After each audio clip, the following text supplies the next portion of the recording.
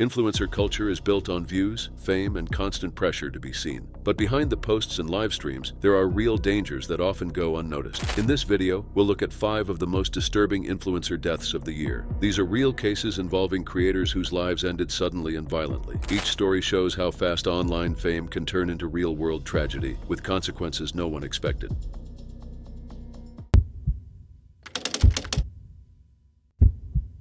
It was December 31st, 2025 in Vilanova y la Geltrú, Spain. Sergio Jimenez Ramos, a 37-year-old streamer, was inside his family home getting ready for what would become his final broadcast. Online, he went by the names Sancho and Sancho Panza. He had built a following on platforms like Kick and Twitch, where viewers paid him to complete extreme challenges. That night, Sergio was preparing for a private live stream. His mother, Teresa, and his brother, Daniel, were also home. They had no idea what was happening behind his bedroom door. Sergio had not always made this kind of content. In recent months, his streams had changed. He began doing risky acts on camera for money and attention. His family noticed the shift. 2 months earlier, his older brother, Jordi, who lived in the Pyrenees, warned their mother that Sergio's videos involved dangerous behavior. Teresa was worried, but she did not fully understand what was happening during these streams. By October 2025, Sergio appeared in videos with another streamer, Simón Pérez Golarons. Simón was known for extreme online stunts where viewers paid to watch harmful behavior. Simón later said Sergio decided to create his own private group after seeing this. These sessions were invitation only and paid. They took place outside major platforms and allowed challenges that violated public streaming rules. Sergio had already been removed from Kick, DLive, and Pump for breaking rules related to substance use. After those bans, he moved entirely to private streams. These became his main source of income. Viewers paid him directly, and the more dangerous the challenge, the more money he received. On the night of December 31st, Sergio prepared for another private session. According to later reports, the challenge involved consuming large amounts of alcohol and a controlled substance in a short time.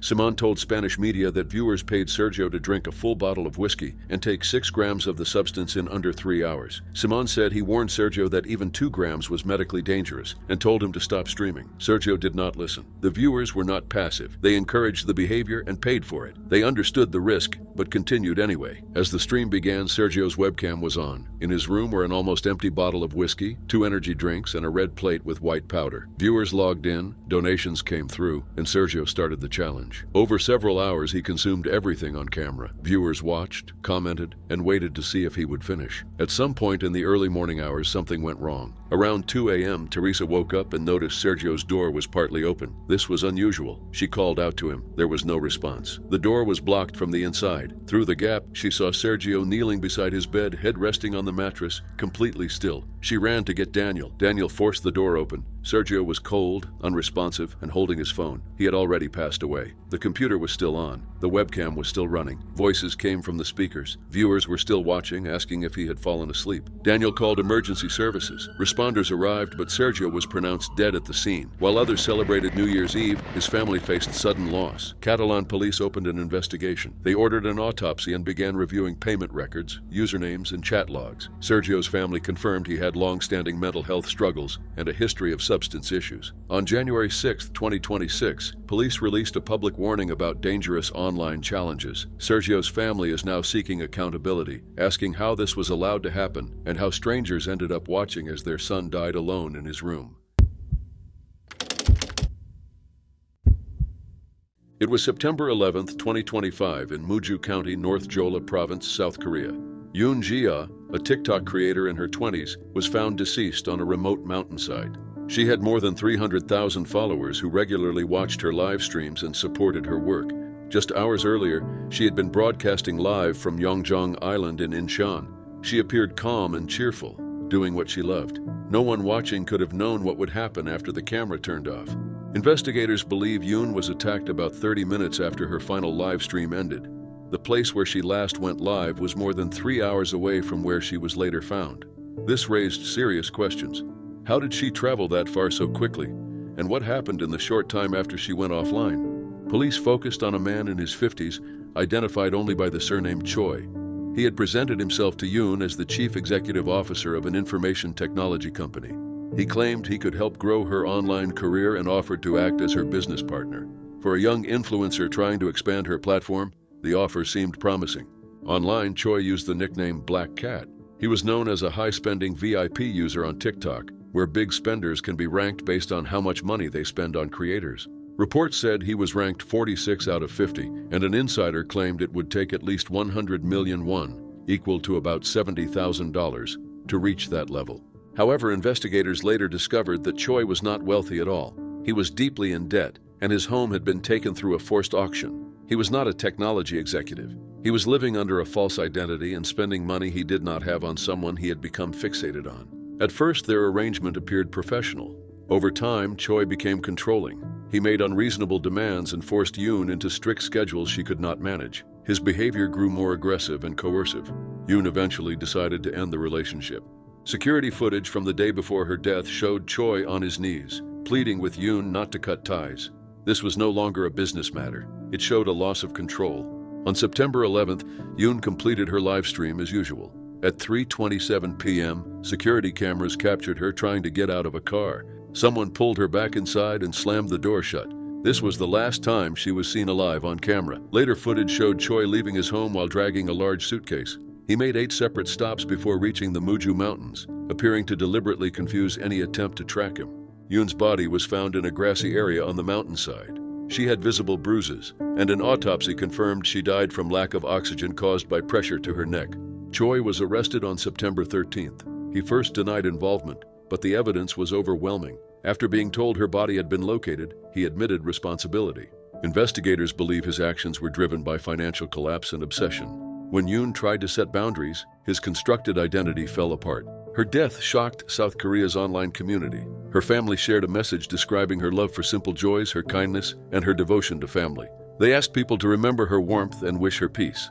Yoon Jia's story exposed the dangers behind online fame. A supporter became a threat, and a system that rewards excessive spending allowed obsession to grow unchecked. Her case continues to fuel calls for stronger protections for creators navigating the risks of digital life.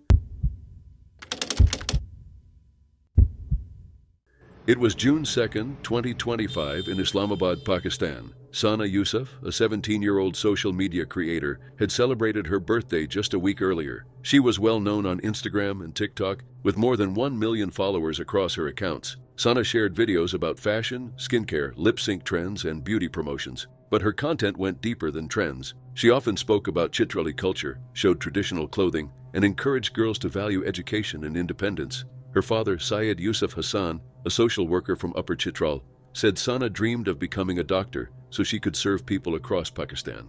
On this day, that future came to an abrupt end. Sana's family fully supported her work. Her parents later said she used her online income to help people in need. Clothing she received for brand deals was often given to underprivileged girls once the work was finished. A lawyer involved in the case confirmed that Sana had also started helping cover school expenses for girls who could not afford them. Her father described her as fearless and strong. No one in the family imagined what was about to happen. Earlier that day, Sana shared her final post. The video showed her birthday celebration with friends. She was on a rooftop eating pizza and cutting a pink and cream cake under matching balloons. A light June breeze moved her hair as the Margala Hills sat behind her under cloudy skies. She looked relaxed and happy. Her followers filled the comments with praise and birthday wishes, unaware that within hours her life would be taken. That evening, Sana was at her home in Sector G13/1. Her father was away, and her younger brother was in Chitral. Only her mother and paternal aunt were inside the house. A 22-year-old man named Umar Hayat entered the home. Police later said he had been standing outside for hours and was carrying a pistol. A confrontation happened inside. Hayat fired twice, striking Sana in the chest at close range. Her aunt, in another room, heard the noise but thought it was a balloon bursting. When she realized the truth, Hayat tried to fire at her as well, but the weapon failed. He then took Sana's phone and escaped. Sana's mother screamed for help as neighbors rushed in. Sana was bleeding heavily with damage to the bedroom walls behind her bed. Neighbors rushed her toward the hospital, but she passed away before receiving treatment. Her body was taken to the Pakistan Institute of Medical Sciences, where an examination confirmed 2 fatal chest wounds. She was later laid to rest in her ancestral village of Chwinj in Upper Chitral. Less than 20 hours later, police arrested Hayat in Faisalabad, about 320 kilometers from Islamabad. He was unemployed and had no personal link to Sana beyond social media. Officers recovered the weapon and her phone. During questioning, he admitted to the act. Police revealed the motive during a June 3rd press briefing. Islamabad Police Chief Syed Ali Nasir Rizvi said Hayat had repeatedly contacted Sana online. She rejected him every time. Unable to accept this, he chose violence. The case caused national outrage and intense pressure on authorities. Sana's family said they never knew she was being bothered online. She never mentioned feeling unsafe. After his arrest, Hayat was placed on physical remand, identified by Sana's mother and aunt, and later moved to judicial custody as the case continued. Public reaction was immediate. Many mourned Sana and demanded accountability. Others posted disturbing messages celebrating her death. Digital rights groups warned that such responses encourage blame toward victims instead of responsibility. Protests, Senate discussions, and calls for reform followed. Sana Yousaf was 17 years old. She wanted to heal people, help girls, and use her voice for good. Her life ended because one person refused to accept a simple no.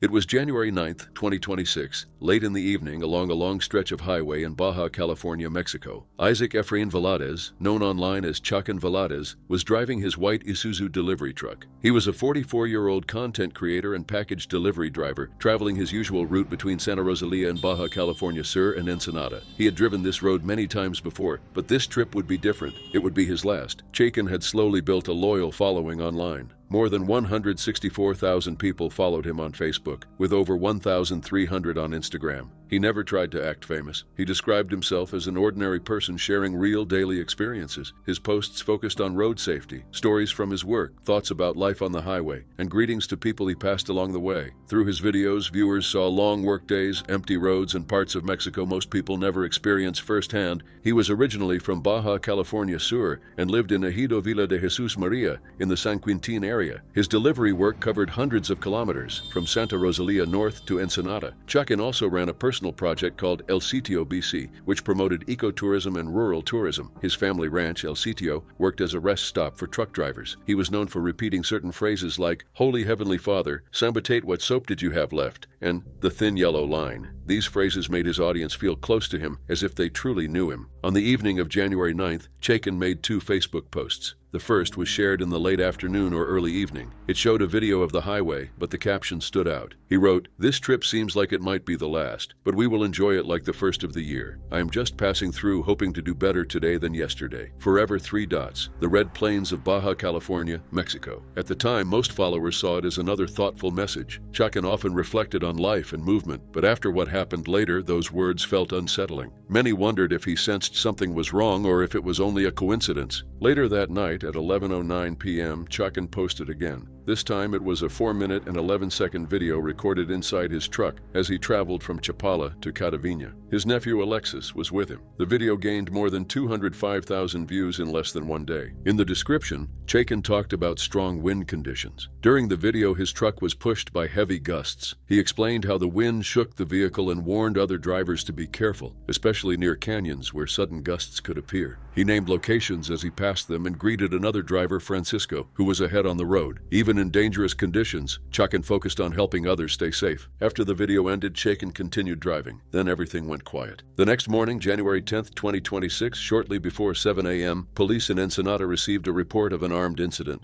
Officers arrived at a parking lot outside a convenience store on Emilio Abreu Street in the San Borja area. Chakin's white Isuzu truck was parked there. Inside, he was found slumped in the driver's seat, having been struck multiple times by gunfire. Neighbors reported hearing loud shots earlier that morning. Paramedics later confirmed that he had passed away. Investigators found at least 7 bullet impacts on the truck, mainly on the windshield and driver's side. His body was taken to the Forensic Medical Service, and authorities began a formal investigation into his death. No arrests or clear motive were announced in the days that followed. News of his passing spread quickly. Followers returned to his final posts, especially the words, "This trip seems like it might be the last." Many wondered about his nephew Alexis and what he may have experienced. The comment sections were filled with grief. People described Chakin as honest, hardworking, and kind. Others sent condolences to his wife, daughters, grandchildren, and extended family. Chakin was not acting or playing a role online. He shared his real life, both the calm moments and the dangers of the road. For thousands of people, losing him felt personal. The investigation continues, but many questions remain.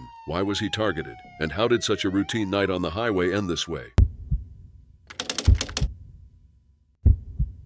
It was May 12, 2025, in Chandler, Arizona. Emilie Kiser was 26 years old and widely known online. She was a TikTok creator with more than 3 million followers, best known for videos about motherhood and daily family life. Her content often featured routines, quiet moments at home, and short clips of her children. One of those children was her first son, Trig Chapman Kiser. He was 3 years old. That day, Emilie was not at home. According to court records and sources close to the case, she was away when the incident happened. At the family's home, Trig was with his father, Brady Kiser. Emilie and Brady married in 2020. They welcomed Trig in July 2021, and in March 2025, just weeks before the incident, they had their second son, Theodore. The Kiser home had a backyard swimming pool. At some point that day, Trig was found unresponsive in the pool. The exact timeline has not been released. Emergency services were called, and Chandler police were sent to the home after receiving a report of a possible drowning. Officers arrived first and found Trig in critical condition. They immediately began chest compressions while waiting for paramedics. When medical teams arrived, they continued emergency care. Due to the seriousness of his condition, Trig was rushed to Chandler Regional Hospital. Doctors later decided he needed advanced treatment, and he was flown by medical helicopter to Phoenix Children's Hospital. He was placed in intensive care, where his condition remained critical. For 6 days, very little information was shared publicly. Police confirmed a young child had been involved in a drowning incident, but did not release a name. They said the investigation was ongoing and limited details were being shared out of respect for the family. Outside the home, neighbors noticed a strong police presence. One neighbor later said 5 police vehicles were parked there that day. Online, people began to speculate. Emilie had stopped posting on TikTok without explanation, and followers quickly noticed. Rumors spread, and some users tried to identify the family before any official confirmation. During this time, Trig remained alive but severely injured. Despite continued care, his condition did not improve. On May 18,